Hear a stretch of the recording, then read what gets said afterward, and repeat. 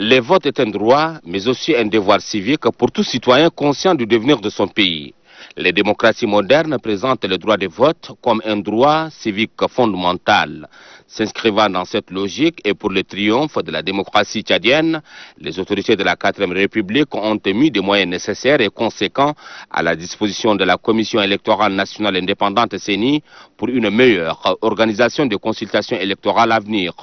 Le lancement de la révision du fichier électoral déclenché ce 1er octobre 2020 atteste sans embâche la consolidation de la jeune démocratie tchadienne née après la chute brutale du régime habriyiste, considéré le plus brutal du continent.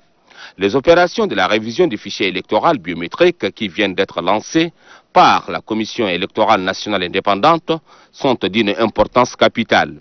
Primo, elles ne concernent que les Tchadiens qui, depuis 2016, ont atteint la maturité électorale, mais aussi et surtout ceux qui n'ont pas eu la chance d'être enrôlés pendant les opérations de 2016. À cela s'ajoute également les Tchadiens ayant déjà accompli leur devoir civique en 2016 et qui, en raison de leur déplacement, se trouvent sur de nouvelles circonscriptions électorales.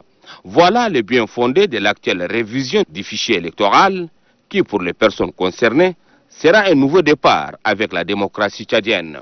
Pour que cela se concrétise davantage, les responsables en charge de l'organisation des élections à venir ont accordé 20 jours pour la fin des opérations.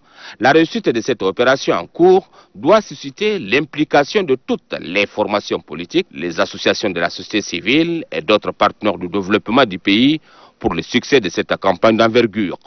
Comme le dit un adage en politique, et je cite, « Celui qui veut gagner les élections prépare le terrain ». Fin de citation.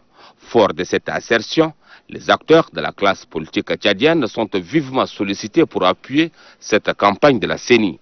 Ceux qui sont sur le terrain doivent intensifier la campagne de sensibilisation pour la réussite de cette opération qui ne dure que 20 jours. Le seul moyen pour conquérir le pouvoir d'une manière démocratique, c'est à travers les urnes.